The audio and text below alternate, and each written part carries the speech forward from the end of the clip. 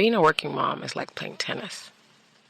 You're on the court, but there's an entire team on the benches that make it possible for you to get up there and perform. For me, my support system is my mom, my husband, my friends, my family. They're essential in raising my kids. I wouldn't be able to do it without them.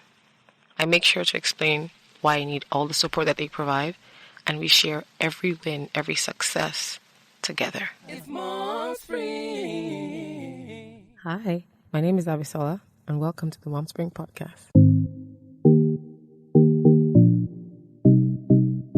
This is our first episode, and you just listened to me narrate Okpe's story. Okpe went back to school to do her MBA after becoming a mom. We're going to find out today how she managed it and how she balanced it all.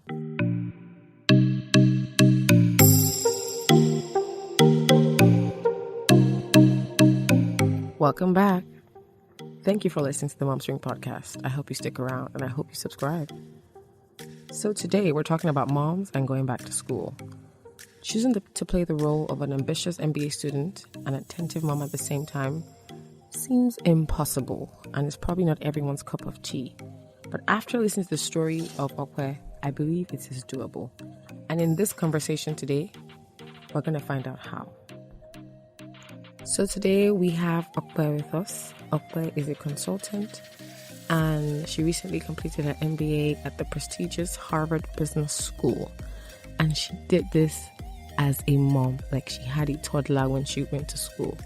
So we'd like to hear a bit more from her about how she chose to make this decision and how she managed it. Welcome, Okpe. Thank you. It's very nice to be here. So, did you really go do your MBA while being a mom? I did.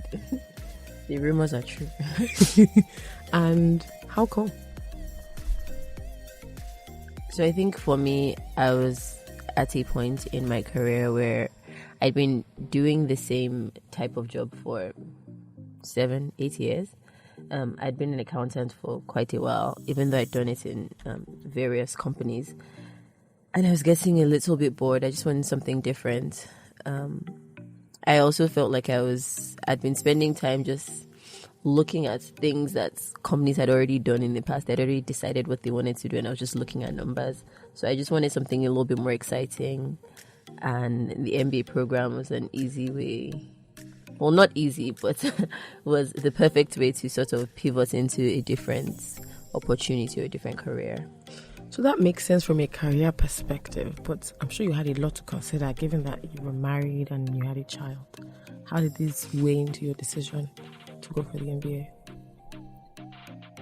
For me, I'd always wanted an MBA before I got married, before I had my son. I didn't know what I would need it for, but I think on some level, being in Nigeria, you always think that you need a graduate degree.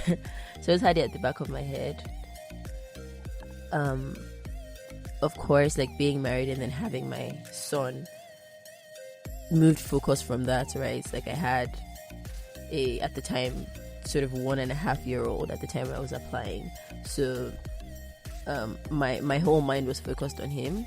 But I think at some point I came to the realization that if I wasn't pursuing my own dreams and the things I cared about, number one, I wouldn't feel fulfilled, so I wouldn't be able to be the best mom for him. And number two, it's really important for me when I one day grow old that I have some kind of legacy that I live for my kids and my kids feel proud of me. And I felt like if I was stuck doing something I didn't like, it would reflect, and I wouldn't be able to kind of have that sense of achievement and sense of pride to be able to pass on to my kids. So that was really important for me. I think that's probably the primary deciding factor, because just on a base level, I'm thinking, whoa, like my life is in a different direction. Once you have kids, you shouldn't be thinking about school again. But actually, the more I thought of it, the more I thought it would be a benefit to my family, and it would help me, as I raise my kids. I had one at a time, but yeah. Wow, amazing. So you felt like going through this process would help you achieve your goals, and then also inspire your children to do whatever it is they wanted to do. Exactly. Amazing. So in practical terms, how did it not work out? So you found out you got accepted. How did you break it to your son? Like, how did that go? So that was interesting. And looking back now, it doesn't seem like that big of a deal, but at the time it was certainly very nerve-wracking. My son was 2 at the time, so he had started talking and was understanding some things, but he didn't know enough to really understand the fact that I was going for a 2-year MBA and what that would mean for his life. So for me, actually, I sat him down and I tried to tell him, right, I was like, Mommy is traveling. And I think he understood traveling, but I'm not sure how much he understood about how long it would be. But I still thought it was important to kind of sit him down and have the conversation. For me, I was very lucky that I live very close to my sister. I live very close to my parents. So I had a lot of support. I knew he would be fine. I wasn't too worried about him in terms of his well-being. I was more concerned for myself, like knowing that I would miss him. And I definitely had guilt about, would he remember me? We've only been together 2 years, and then I'm going to be away for another 2 years. So that was something I really worried about. But again, I was lucky. I had support of my family. I had the full support of my husband. I definitely wouldn't have been able to go to school and live my son in Nigeria without him. So do you think having a supportive husband was critical to make this work? Super critical. I think having a supportive husband is critical to making anything work in your career. I think it makes such a difference where you're going to go in life. And I think the other way around as well, right? Having a supportive spouse is just super critical. It makes or breaks what you decide to do. If my husband wasn't 100% behind me, going away for 2 years is a lot. Being kind of the primary person responsible for a child is a lot when you could be sharing that with someone else. So you really, I think it's very important that whoever you're with really cares about you, right? Really supports you. And at the time when I wasn't even sure if I was making the very best decision, right? Like I said, feeling guilty about, oh my God, what if my son doesn't remember me? I needed the support. I needed the encouragement at the time of someone saying, like, you are doing the right thing. What you're doing is going to be good for the family. It's going to be good for your son in the long run.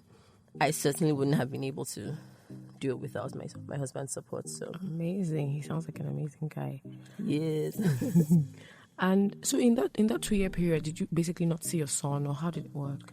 No. So I came home. I either came back to Nigeria or my husband and son came to the US. I would say we saw each other every 3 months. So for me, that was the sacrifice I had to make for, like, during my MBA program. Every time, one of the benefits of having time to be in school and being amongst your peers is you get to travel, especially if you're in an Ivy League program. There are a lot of treks, there are a lot of international excursions, a lot of just holidays that people spend together. And for me, every break I got, I was either home or my family was coming to visit me, even if it was a week. I think I had a 3-day break that I missed 2 days of classes with permission because it was important for me to see my family. So I think we definitely prioritized making every opportunity to see each other, so that it wouldn't just be I'm away for 2 years, and so that I could spend that time with my son and with my husband as well. Oh, well done. And now that you're back, does your son remember you? Oh, he didn't forget. Sometimes I'm even like, oh my gosh, this is mommy all the time, man. I need you to remember somebody else. No, I'm just joking. He definitely, from once he started talking a lot more, actually, while I was still in the MBA program, I never had a moment where I truly felt like he didn't know who I was. Honestly, the only thing was, for a while he thought I mostly lived in the computer, and then I was in real life sometimes. So there were some funny situations where my husband would tell me my son had said open the laptop, let's see mommy in the laptop.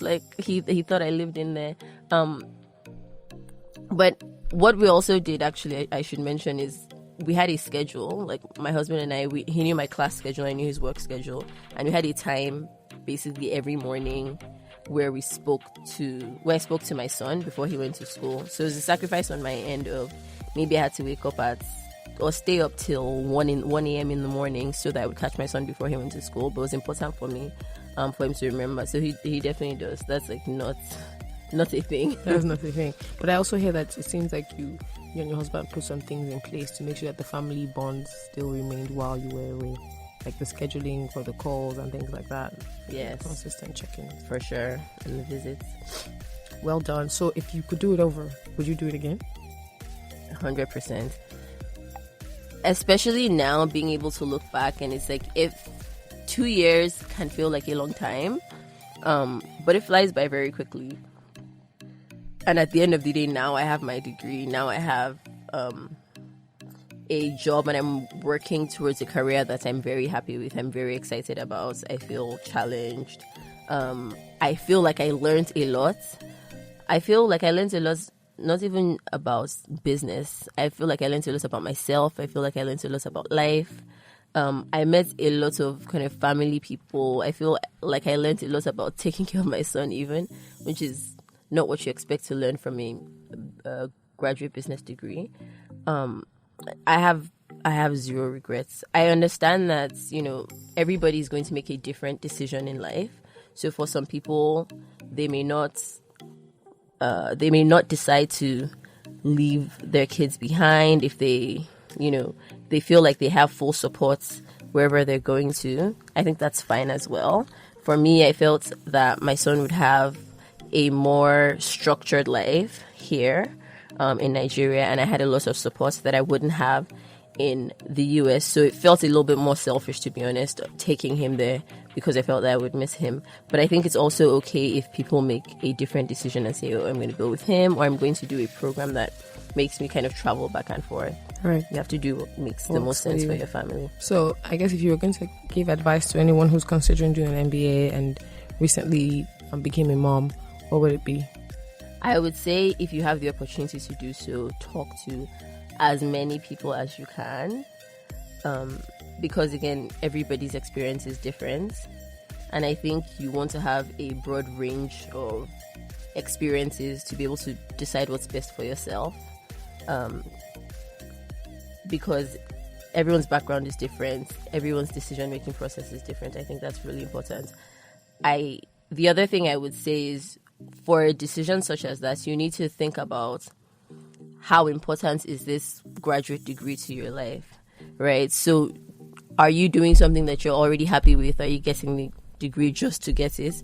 Or do you feel like you're going to have regrets or resentments if you don't do it, right? It's like, how much value is it going to add to you? And I think that's a big decision point as well, because if you believe that it's adding a lot of value to you, if you believe that it's something that's really essential to your progress, then you want to go ahead and do it. The last thing you want is to, 5 or 10 years down the line, feel like you wanted to do something with your life, but then you couldn't do it because of a situation that you're in. And the other thing I would say is, like, don't be afraid. If you keep thinking about it, you'll just never do it, right? Just take the first step, whatever the first step is. If it's reaching out to people to ask questions, if it's going on the MBA program's website and looking at what the requirements are, right? It's like, there's some programs that are only a year long, and you might be able to make it work if you prefer that. So I think don't just wait and think about it. Take the first step, whatever that might be. For you. Thank you so much. You're welcome. For joining us and for this insight. We've learned so much. And wow, bold steps. Like, that's all I see from this. I think it's time we went ahead into the health segment, and we will talk about the transition to motherhood and the strain that it puts on mental health. It's the Monkey Show. It's lovely. It's the Monkey Show. On Africa Business Radio. That's right, Business Radio. Welcome to Mom Spring. It's the Mom Spring Show, where anything is possible. Candy. Candy. It's time we move on to the health segment. Today we have Morenikeji with us. She'll be discussing folic acid and its importance. Stay tuned. It's Mom Spring.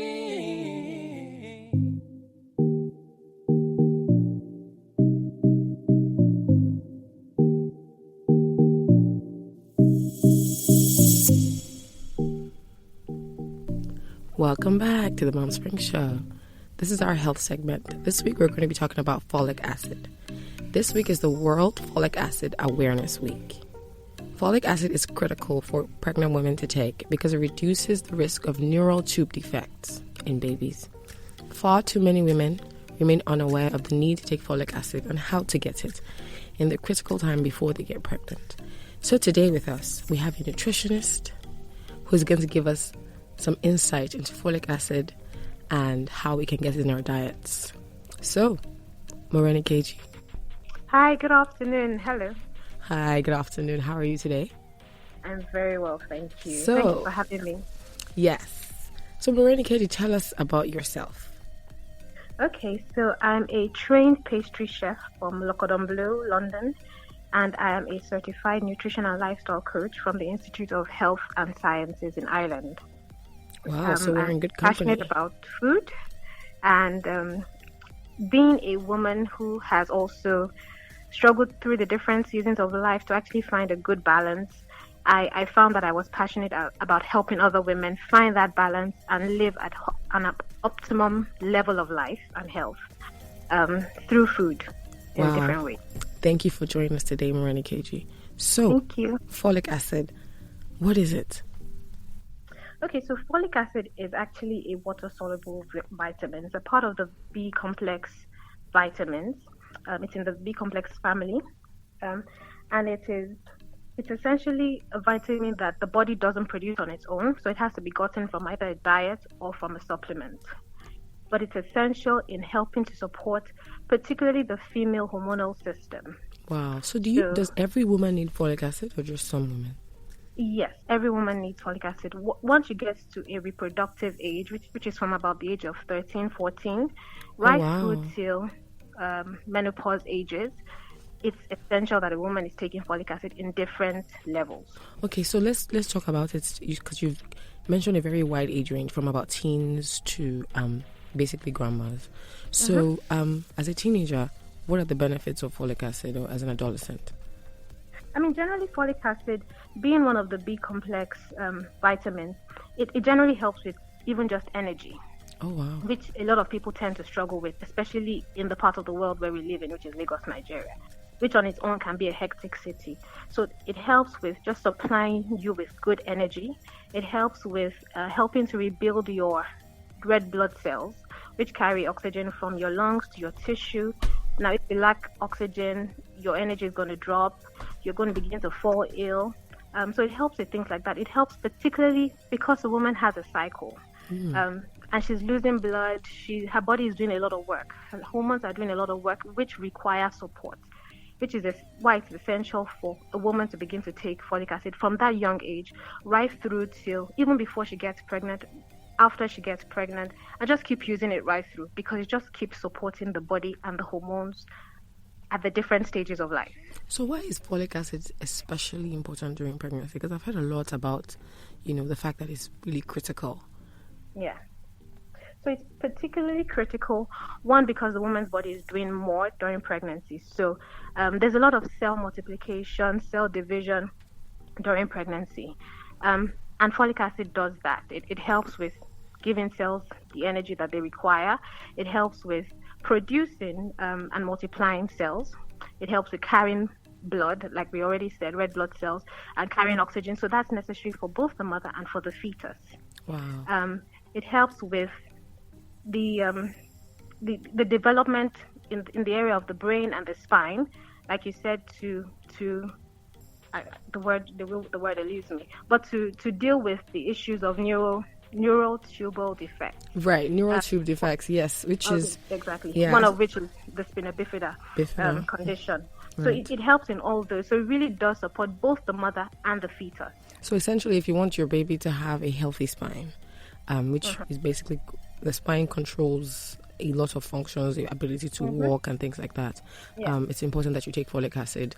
Ideally, what the doctors recommend is at least 3 months before you plan to get pregnant. And if, based on what Morenikeji is telling us today, you are taking it from a young age and you continue consistently, then you should have no issues. So we had a quick question. Someone was asking if they take a B complex every day, are they fine, or do they need to take folic acid specifically? Generally, they should be fine.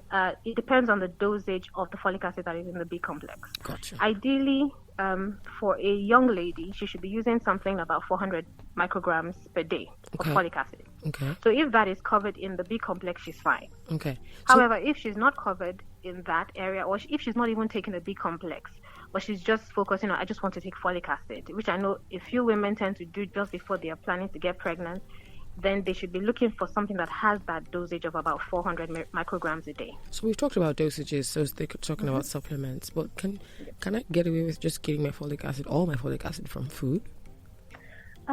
It's not very likely that you can, because except if you're very, very deliberate about eating quite a wide variety of real food that has... What is real food? What is fake food? Sorry? What is real food? What is fake food? So a lot of people, I find, tend to actually eat food, but not necessarily real food. So it's food that is not nutrient dense. I see. It's food that makes you full, but doesn't necessarily give you nutrients. So can you give us some examples of foods that are rich in folic acid? So foods that are rich in folic acid, straight off the bat, green leafy vegetables are right up there. I mean, one of the words, or the variant word for folic, it comes from the word foliage, which really means green vegetables. Oh, wow. So green leafy vegetables right up there, which we have a lot of in Nigeria. So from your shoko, your tete, your ugu, ewedu, like we have so many. Wow. So people should go to town with it. So eat your green leafy vegetables daily. Your greens, exactly. Eat your greens, drink your greens. Make your greens smoothies too. Out of your greens. Wow, nice. Nice. However, I will have to give a bit of a caution in terms of how you cook it and you prepare it. Okay. Because it's very possible to reduce how much folic acid you're actually taking in if you overcook your vegetables. Wow. So how should we cook our vegetables so we don't end up overcooking and taking away the nutrients? So for instance, if you are going to be cooking your vegetables, cook them, yes. Make sure they are cooked if you're cooking to process your vegetables. However, you have to be careful that you are not overcooking your vegetables to the point where there really is no nutrients in there again, which then becomes you've just eaten your full.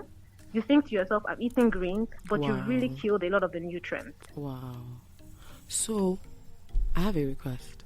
Will you be able to share with us maybe a recipe of maybe a Nigerian dish or something that we can make that is cooked and with instructions on how to make sure that we don't cook away the nutrients? Can you share something with us? You can share it with us, we can share it to our listeners afterwards. Okay, email sure. it to us or something. I can definitely do that. That would be fantastic. We have a myriad of recipes, to be honest, here in Nigeria. Oh, wow. Fantastic. Yes, that. Is it possible to take too much folic acid? No, it's not. Really? Yes, which is a wonderful thing, because folic acid is one of those vitamins that people tend not to be worried about in terms of an overdose on it, because the body takes it in very easily through water. It's also very easy for the body to lose it. Yeah, because it's water soluble, it flushes out daily, correct? Exactly. I see. It flushes out through sweating, through pee, it goes really quickly. So that's why you have to constantly keep taking it. It's not like you can just take it when you are 13 and think you have enough for life. Exactly. Okay. You have to exactly. You have to constantly keep taking it. Wow. So really, there isn't too much of a concern or a fear of overdosing on it. But then again, there really isn't too much of a need, because you're going to take it every day, or you should take it every day. Wow. This is amazing. So, is there any thing you'd like us to take away from this conversation? Yes, I would. So I'd like us to eat more fruit. So I mentioned green leafy vegetables, but there are other things in there. So there are fruits, for instance, that have different levels of folic acid in there, which I would like people to explore. Wow. For people who, for instance, are abroad, things like beets are great with folic acid. Things like lettuce, things like asparagus, broccoli, they have great folic acid. Wow. Fruits that have folic acid would be things like oranges, bananas, strawberries, Pineapples. Oh. However, I would put a bit of a disclaimer for pregnant women Okay. to please not take a lot of pineapples, or to speak to their doctors or nutritionists before they do, Oh, because really? Pineapples have a component in there that can cause early contractions. Oh, wow. I didn't know that. Yes. Okay, So, well, there you go. Just do your research. Eggs have some level of folic acid in there. So I mean, there's a lot of food that we can eat, Yes. and while you're eating, probably just also take a supplement that has a good level of folic so acid. that you can make sure you're covered on all you're sides. covered, exactly. Wow. So The co-producer was just telling me here that we have all the fruits and vegetables you listed right here in Nigeria, so there's no excuse. Exactly. We should all be eating and drinking our Exactly. vegetables. Exactly. This is fantastic. Thank you so much for joining us today, My Morenikeji, pleasure. and for My helping our moms be able to live a full, healthy life. Well, thank you. Thank you. Excellent work. Thank you so much. Thank you.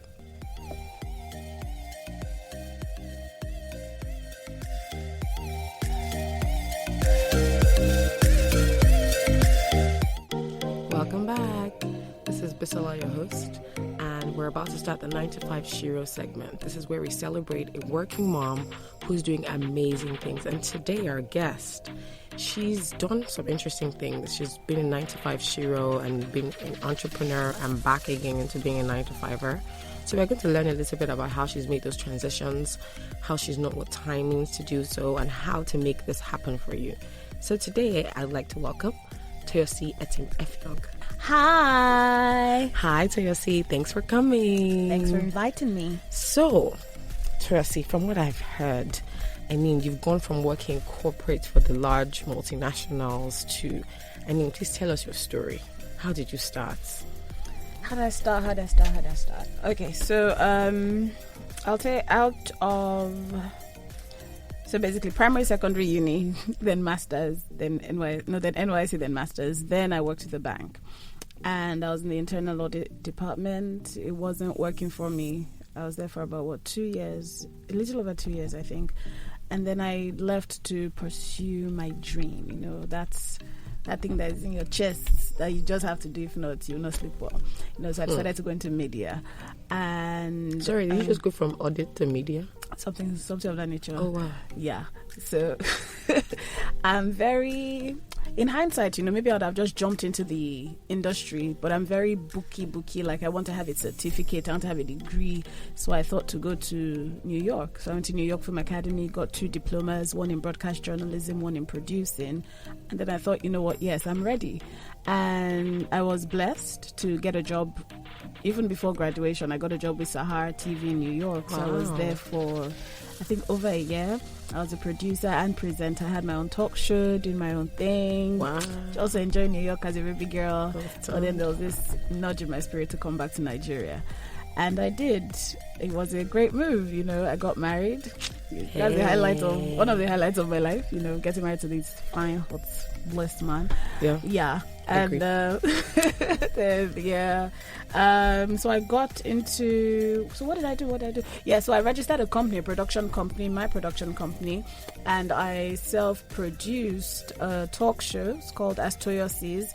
Now, the funny thing about Toyosi is it used to be a vlog, so a video blog on YouTube. Okay. And I thought, why not a talk show? So I did a 13-episode talk show, and then I moved it around and finally got it sold to Africa Magic. Wow. Another highlight of my life. Wow. I was like, Africa Magic has validated me. Like, my show is in 54, showing in 54 African countries right now. You can't tell me nothing. Actually. But then, yeah, I had to look for a job. Okay. I was going to do a second season, but it was just the independent production life is a bit rough. It's a bit rough. Using your own funds, trying to raise funds, all of that. And I just started to get involved with a company, a media company, and I got a job as a producer and presenter at Arise. Arise is also an international platform. They're in London, they're in New York, they're in Lagos. I was in the Lagos office. So I was producing and presenting. And then I just had this idea from nowhere to start making tapioca. Sorry, you were an auditor? Then media mugu. Something like Turned food entrepreneur. Food entrepreneur. Wow. I had absolutely nothing to do with media, but there was just this itch. I don't know where. I know where it came from, but yeah. So I set up that good tapioca business and started making tapioca for events, birthdays, funerals. Now the thing for me is I wanted to change the notion behind tapioca. For those who grew up in Lagos, it's also called mingaun. It's usually shared at funerals, wake keeps. But I was like, you know what, this is not a funeral food alone.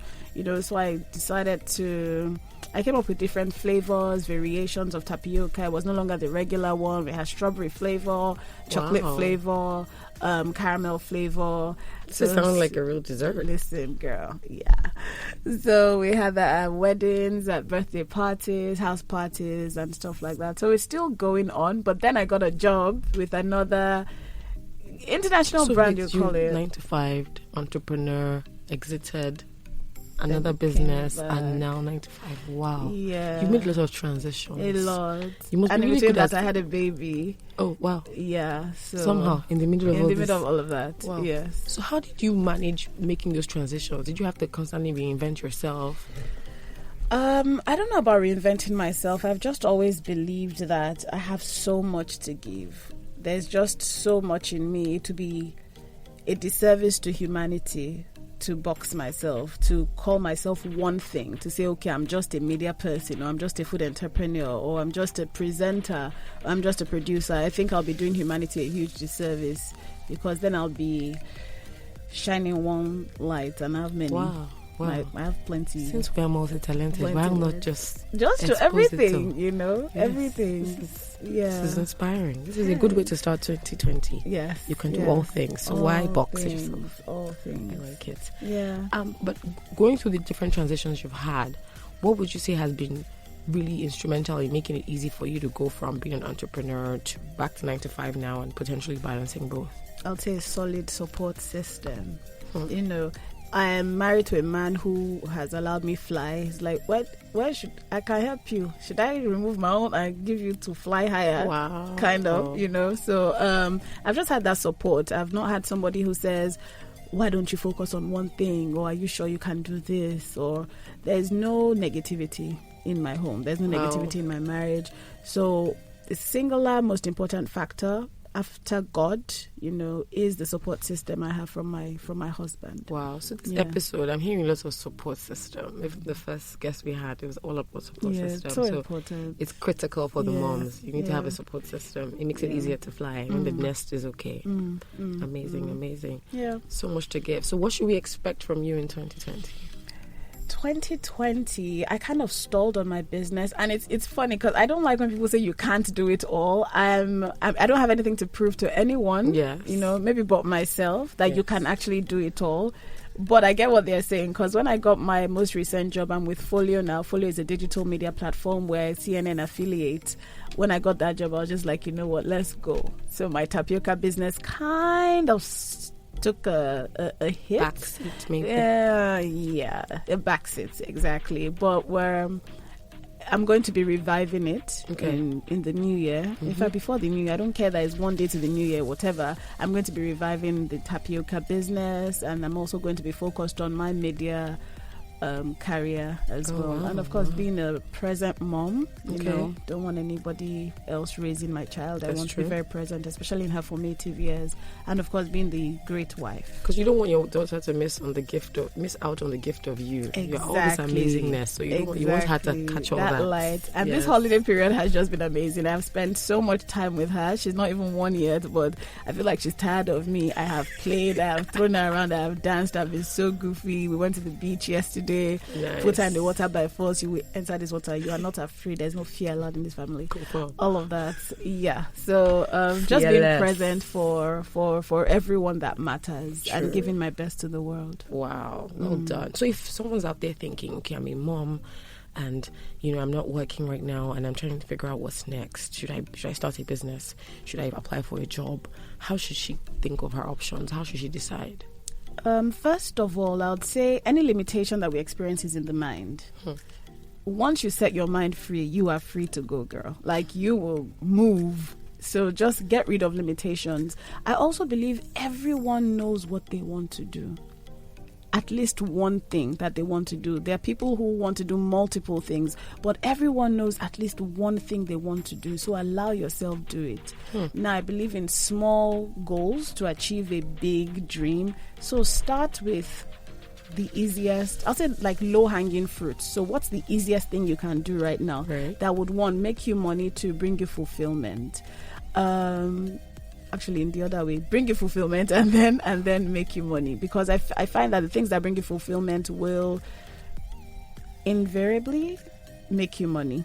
Yes. So for the mom who is at home, who is sitting, who is wondering, I'll say, first of all, sister, you know what you want to do, okay? You actually know. So now write down the steps to achieving that thing. You know, what's the first thing to do to achieve this? And just get rid of every limitation in your mind. Just set your mind free first of all, and then move. You can do it. You can. Well, thank you so much, Toyosi, for joining us. This is amazing and inspiring. It's a good way to start our year. I love it. We can do all things. Yes, well done. Thank you. Thank you. It's the Monkey Show. It's lovely. It's the Monkey Show on Africa Business Radio. That's right, And it's a wrap, people. Thank you for joining the first episode of the Mom Spring Show. We hope it was as much fun for you as it was for us. We learned a lot, and we're sure you did too. Make sure to comment below and share this episode with friends. They can learn a lot. Follow us on social media. On Instagram, we're at MomSpringHQ. On Facebook and Twitter, we're at MomSpring. Take care.